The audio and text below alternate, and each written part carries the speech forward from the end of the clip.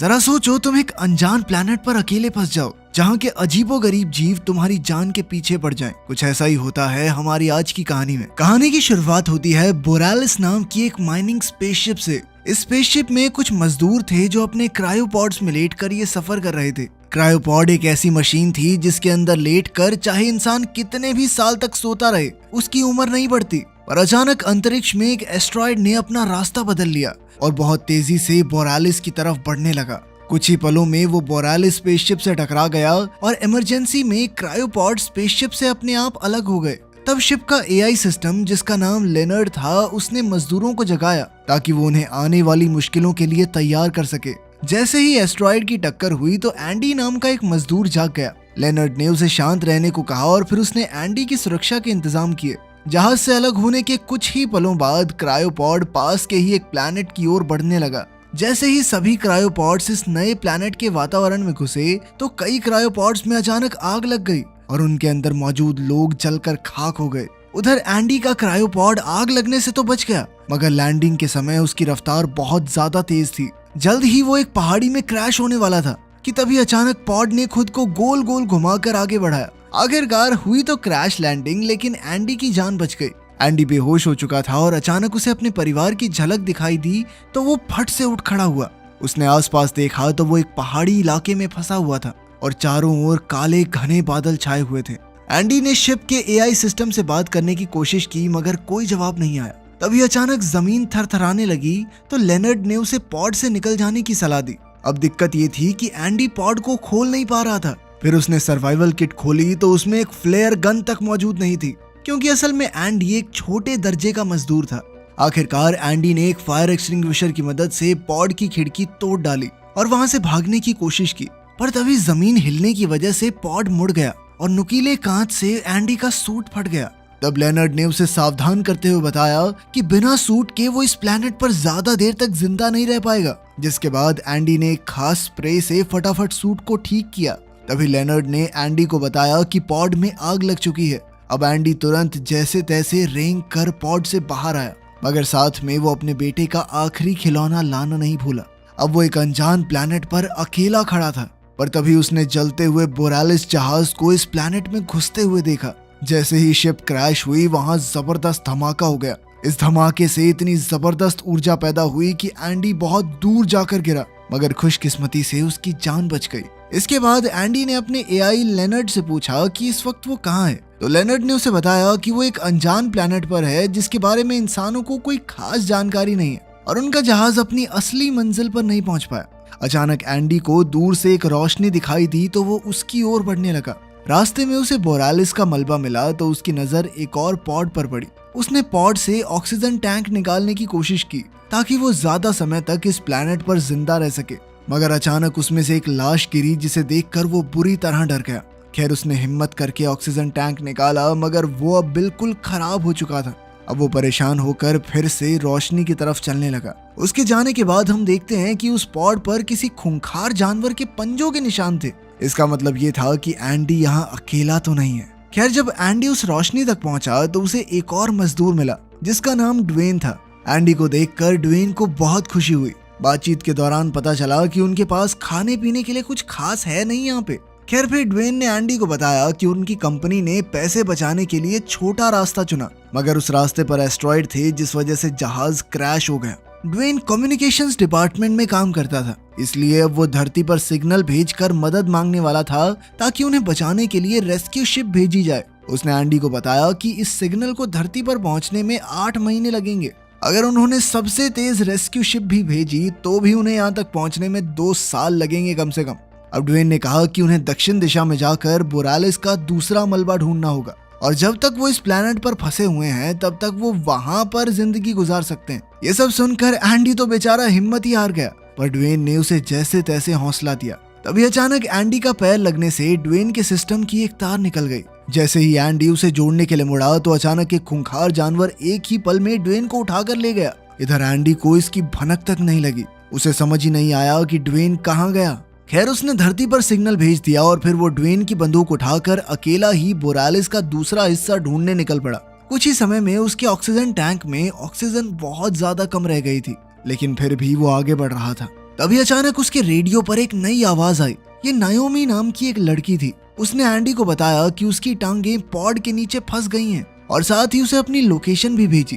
तभी लेनर्ड ने एंडी को सावधान किया कि जिस इलाके में नायोमी है उसके हिसाब से वो इलाका काफी खतरनाक है। वहाँ ढंग से कुछ भी दिखाई नहीं देगा और वहाँ तक पहुँचने में एंडी की सारी ऑक्सीजन खत्म हो जाएगी। फिर लेनर्ड ने उसे उनके जहाज के बचे खुचे हिस्से तक पहुँचने की हिदायत दी ताकि एंडी पहले अपना ऑक्सीजन टैंक भर सके। मगर तब नायोमी ने उससे मदद की गुजारिश की और कहा कि उसके पॉड में उन दोनों के लिए ऑक्सीजन है।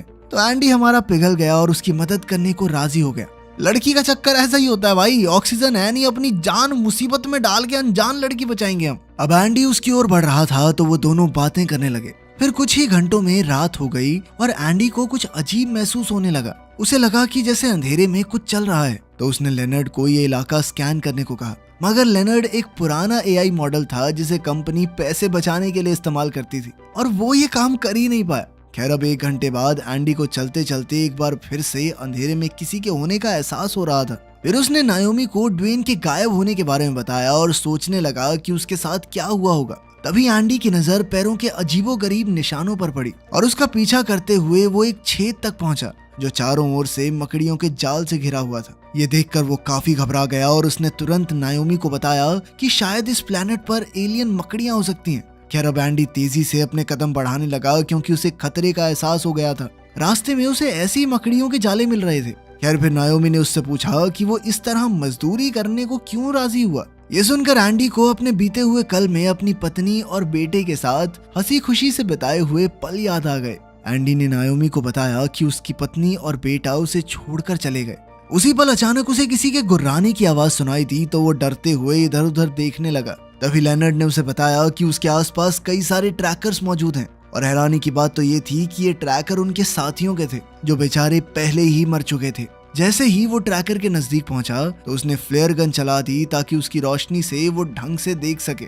फ्लेयर की रोशनी में एंडी ने जो देखा वो देखकर उसके पैरों तले जमीन खिसक गई। उसके सामने बहुत बड़ी मकड़ियां थी जिनकी बिच्छुओं जैसी पूंछ थी और वो सभी तेजी से एंडी की ओर बढ़ रही थी। मकड़ी ने ऊपर से उसका पीछा किया मगर एंडी बस भागता रहा और अचानक एक पहाड़ी की चोटी से नीचे गिर गया। न जाने कैसे मगर एंडी इतनी ऊपर से गिरने के बाद भी बच गया। उधर वो मकड़ी ऊपर से गुर्रा रही थी मगर एंडी के साथ नीचे नहीं कूदी। अब एंडी ने नायोमी को इन मकड़ियों के बारे में खबर दी।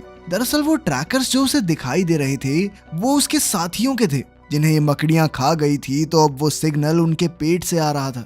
तब एंडी ने देखा कि उसके सूट से ऑक्सीजन बहुत तेजी से लीक हो रही थी तो उसने स्प्रे की मदद से लीकेज बंद की।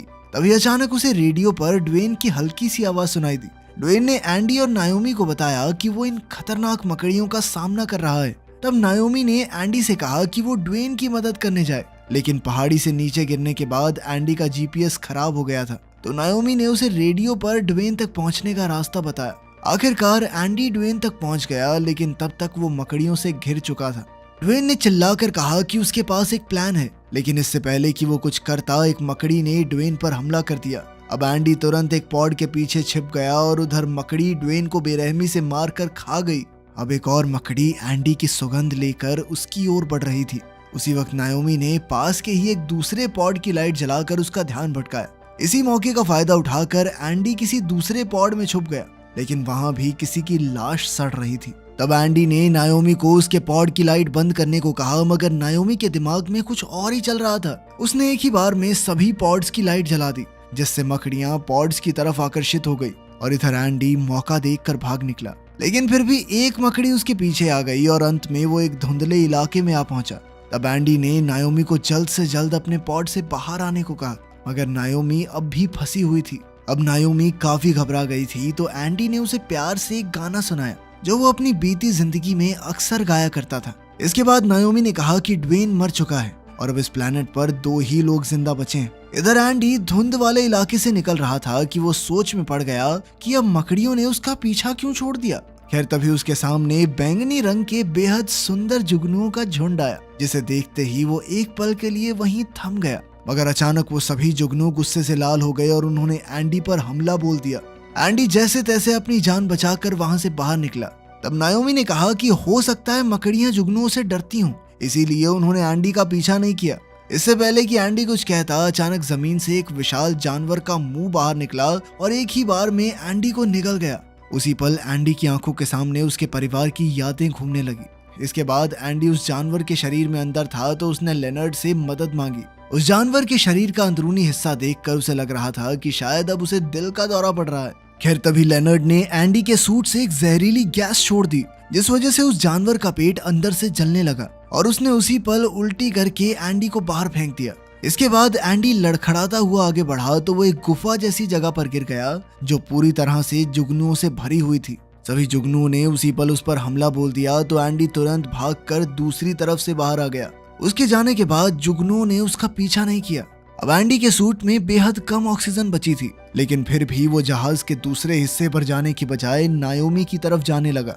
आखिरकार जैसे ही वो नायोमी तक पहुंचा उसी पल उसकी ऑक्सीजन खत्म हो गई। नायोमी ने तुरंत उसे अपने टैंक से ऑक्सीजन दी और फिर एंडी ने नायोमी की फंसी हुई टांगे निकालने की कोशिश की, लेकिन उसके शरीर में इतनी ताकत नहीं बची थी। उसने कुछ औजारों की मदद से जैसे तैसे नायोमी को आजाद किया और वो दोनों तुरंत पॉड से बाहर आ गए। इसके बाद एंडी ने एक लोहे का टुकड़ा नायोमी की टांग से बांध दिया ताकि उसे चलने में और सहारा मिल जाए। फिर उन दोनों ने मिलकर नायोमी के पॉड से काम की चीजें इकट्ठा की और तब नायोमी ने उसका शुक्रिया अदा किया क्योंकि वो जहाज में जाने की बजाय उसे बचाने आया। कुछ ही पलों में मकड़ियों का झुंड वहां आ पहुंचा, जिन्हें देखकर वो खुद भाग निकले। कुछ देर दौड़ने के बाद वो दोनों गिर गए और अब एक मकड़ी उन पर हमला करने को तैयार थी।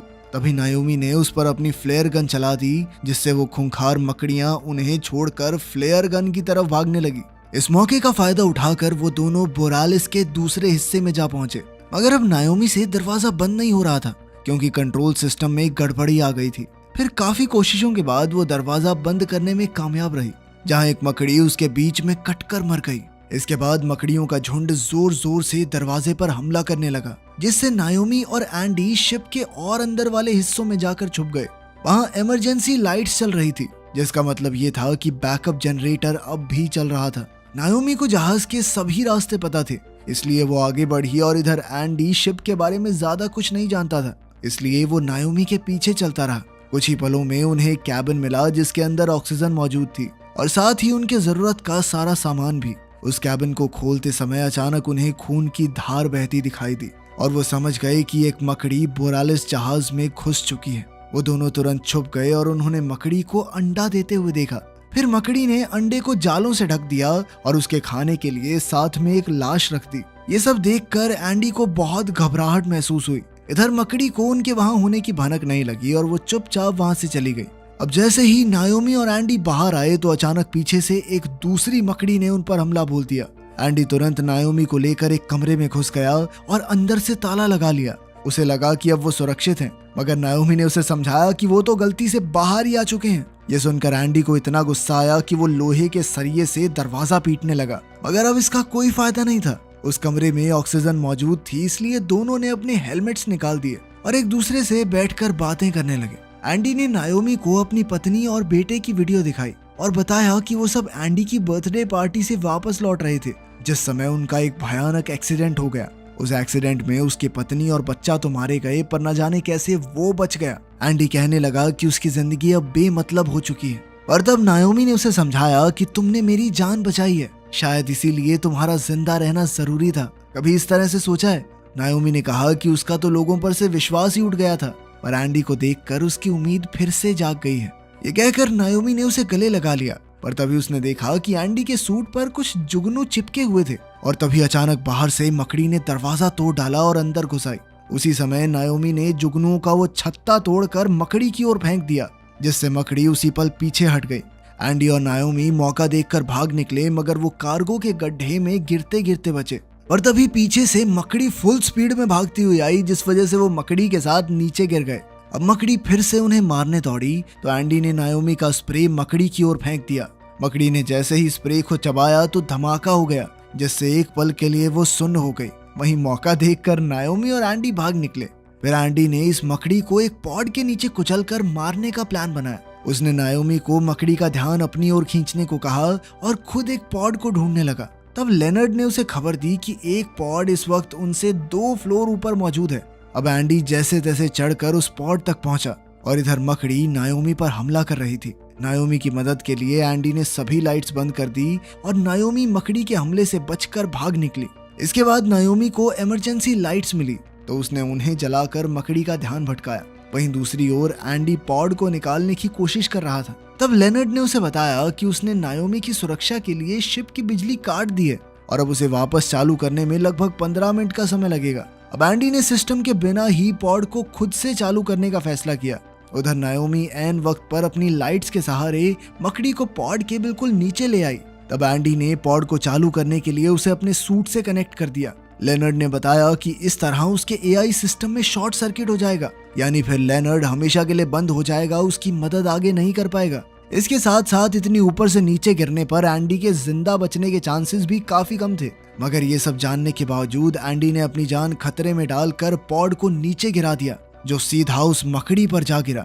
उसी पल एंडी की आंखों के सामने वो एक्सीडेंट आ गया जिसमें उसके परिवार की जान गई थी। पॉड के गिरते ही मकड़ी उसके नीचे कुचलकर मारी गई, मगर इतनी जोर से नीचे गिरने पर एंडी बेहोश हो गया था। उसी पल नायोमी उसके पास पहुंची और फूट फूट कर रोने लगी क्योंकि उसे लग रहा था कि एंडी मर चुका है। लेकिन कुछ ही पलों में अचानक एंडी को होश आ गया और नायोमी ने उसे कसकर गले लगा लिया। उसी पल वहां सूरज की पहली किरण आई और उन दोनों ने महसूस किया कि हाँ, खूंखार जानवर तो हैं यहाँ पे, लेकिन नजारा सुंदर भी बहुत है। उसी पल एंडी के एआई असिस्टेंट लेनर्ड की आवाज दोबारा से आई और उसने बताया कि वो अपडेट हो चुका है और अब उसने मौके पर चौका मारते हुए एंडी और नायोमी के लिए एक रोमांटिक गाना बजा दिया, जिसके बाद उन दोनों ने एक दूसरे का हाथ थाम लिया और आने वाले भविष्य की ओर देखने लगे। इस अनजान प्लेनेट पर एक दूसरे के अलावा उनका कोई नहीं था और अगले 2 साल तक तो उन्हें कोई बचाने भी नहीं आने वाला। क्या वो दोनों इस प्लेनेट पर बच पाएंगे? आपको क्या लगता है? कमेंट्स में जरूर बताना। मिलते हैं अगली वीडियो में।